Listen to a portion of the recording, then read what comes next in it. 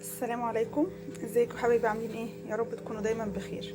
النهارده هنعمل كيكه شوكولاته بسيطه جدا وسهله جدا. هنعملها في الخلاط من غير مضرب كهربائي او عجان او اي حاجه. هنعملها في الخلاط وتطلع معانا جميله جدا.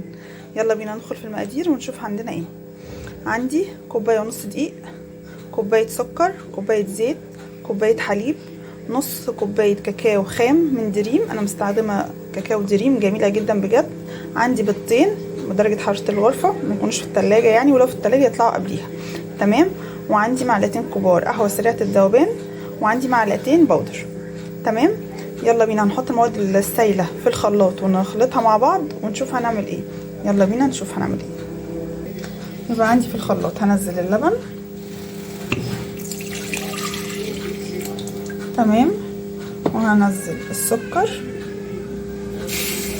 يبقى كوبايه لبن وكوبايه سكر، كوبايه زيت.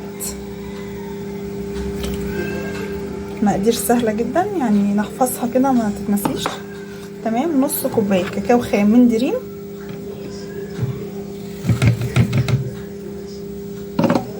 ومعلقتين قهوه سريعه الذوبان. تمام.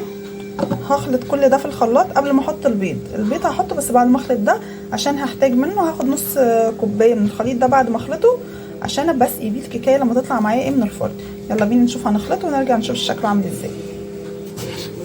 دلوقتي عندي الخليط جاهز.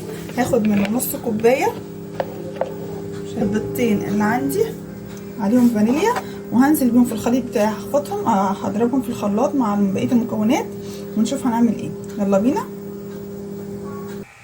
ده الخليط عندي ضربته في الخلاط بقى بالشكل ده.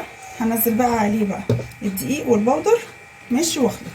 هنخل كده الدقيق بتاعي لازم يبقى منخول، وهنزل البودر وهنخلهم سوا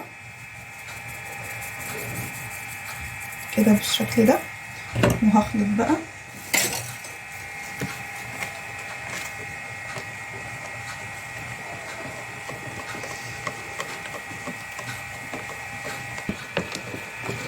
كده. بصوا تمام بقى القوام بالشكل اللي احنا شايفينه ده، جميل قوي وناعم مفيهوش اي تكتلات.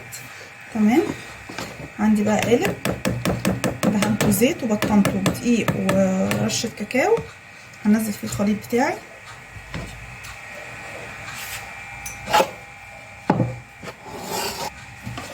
هنزل الخليط بتاعي بقى فيه كده بالشكل ده.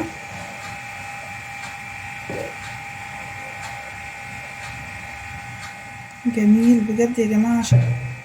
الكيكه جاهزه عندي كده في القالب زي ما احنا شايفينها. هدخلها على الفرن، طبعا اكون مولعاه قبليها ويكون سخن. تمام. هتقعد نص ساعه وهتخرج. هنشوف شكلها هيبقى عامل معانا ازاي وهنقدمها ازاي. يلا بينا ندخلها الفرن ونشوف هتوصل معانا ايه. دي الكيكه بعد ما خرجت معانا من الفرن، شايفين هشه وطريه قوي ازاي.